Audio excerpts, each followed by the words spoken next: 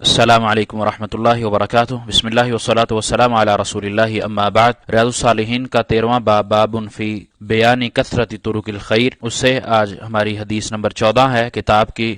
حساب سے 130 نمبر حدیث ہے، 130 اور 131 نمبر آج حدیث ہم لیں گے انشاءاللہ، چھوٹی حدیث ہے۔ عنہ یعنی سیدنا ابو ہریرہ ہی روایت کرتے ہیں، عن رسول اللہ صلی اللہ علیہ وسلم، رسول اللہ صلی اللہ علیہ وسلم سے قالا کہتے ہیں، الصلوات الخمس 5 نمازیں، والجمعۃ الی الجمعۃ اور ایک جمعہ سے دوسرا جمعہ، ورمضان الی رمضان اور ایک رمضان سے دوسرے رمضان تک، مکفرات لما بینہن اور ان کے درمیان کا جو ایریا ہے یہ کفارہ ہوتا ہے، گناہوں کو دور کرتا ہے، اذا اجتنبت الکبائر جب انسان کبیرہ گناہوں سے بچتا ہے۔ رواہ مسلم۔ نبی صلی اللہ علیہ وسلم کی اس حدیث میں ہمارے لیے بہت بڑا انعام ہے۔ انسان مسلمان اگر 5 نمازیں ادا کرتا ہے، ہم نے پچھلی حدیث میں ہم نے پڑھا تھا کہ وضو کرنے کی نیکیاں، وضو انسان اچھے طریقے سے کرتا ہے، ہاتھ دھوتا ہے، پاؤں دھوتا ہے، منہ دھوتا ہے، تو اس کے وہ گناہ ختم کر دیے جاتے ہیں۔ آنکھوں سے جو گناہ اس نے کیے ہوتے ہیں، یا پاؤں سے چل کر یا ہاتھوں سے جو اس نے کیے ہوتے ہیں، وہ گناہ اس کے دھل جاتے ہیں، معاف کر دیے جاتے ہیں،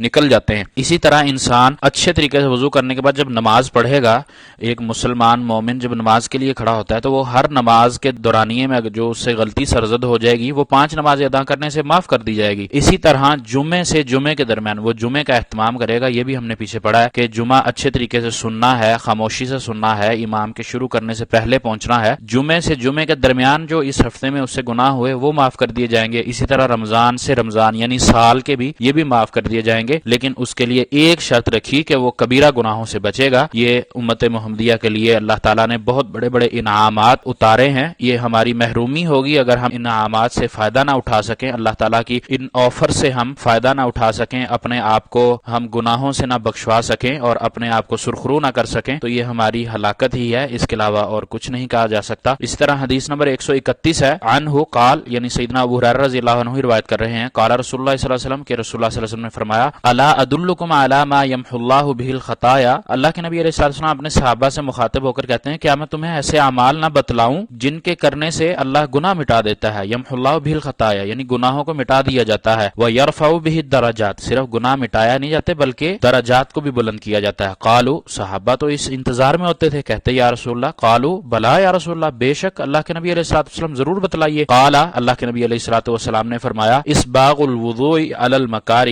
وضو کو اچھے طریقے سے پورے مکمل طریقے سے کرنا، اس کے ساتھ کہ آپ کو وضو کرنا مشکل لگے، ناگوار گزرے۔ اس سے مراد یہ ہے کہ وضو سخت سردی میں انسان جب کرتا ہے تو پانی ٹھنڈا میسر ہوتا ہے تو اس کو مشکل لگتا ہے، اور اسی طرح گرمی میں گرم پانی میں اس کو مشکل لگتا ہے، تو اس مشکل کے ساتھ، اس کراہت کے ساتھ وہ وضو کرتا ہے تو اس کے گناہ مٹا دیے جاتے ہیں۔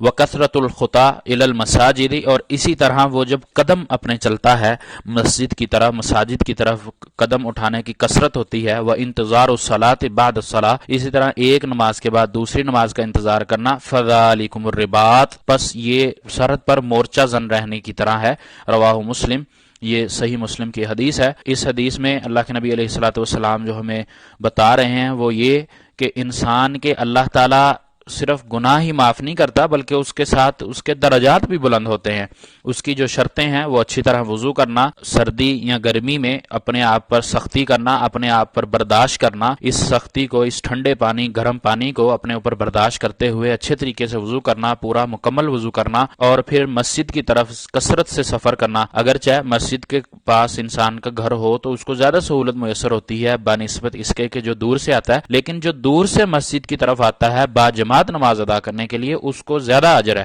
ہر قدم کے بدلے اس کو اجر ہے، اور اس بارے میں بھی ہم پہلے پڑھ چکے ہیں، ہر قدم کے بدلے اس کو اجر ہے۔ اسی طرح یہ قریب رہنے والے سے فضیلت اختیار کر جاتا ہے دور والا، اور اسی طرح نماز کے بعد دوسری نماز، ظاہری سی بات ہے ایک نماز پڑھ کر وہ مسجد میں ہی رہے گا، دوسری نماز کا انتظار کرے گا وہیں پر، تو اللہ کی عبادت کرے گا، تلاوت کرے گا، کسی کی غیبت، چغلی، بازار میں جانا نکلنا، نظر کا گھمانا، غیر محرم کی طرف دیکھنا، ان سارے گناہوں سے بچ جائے گا، تو یہ اس کے لیے خیر ہے۔ ہے، اور اسی طرح اس چیز کو اللہ کے نبی علیہ الصلوۃ والسلام نے جو تشبیہ دی ہے وہ الرباط، یعنی سرحد پر مورچہ جو اختیار کر کے بیٹھ جاتا ہے نا، ایک فوجی کے ایک ذمہ لگا دیا جاتا ہے کہ یہ آپ کی جگہ ہے، یہ آپ کا مورچہ، آپ نے یہاں سے ہلنا نہیں ہے، تو وہ مورچہ زن ہو کر بیٹھ جاتا ہے سرحد کی حفاظت کرنے کے لیے۔ تو یہی اسی طرح انسان اپنے اعمال کی، اپنے ایمان کی یہ حفاظت کرنے کے مترادف ہے۔ اسی لیے اللہ کے نبی علیہ الصلوۃ والسلام نے اس کو الرباط سے تشبیہ دی ہے۔ اللہ تعالیٰ سے دعا ہے کہ اللہ تعالیٰ ہمیں یہ تمام اجر و ثواب کو سمیٹنے کی توفیق عطا فرمائے اور ہماری زندگی کو سنت پر مکمل عمل کرنے والا بنا دے۔ وما توفیقی الا باللہ، علیہ توکلت و الیہ انیب۔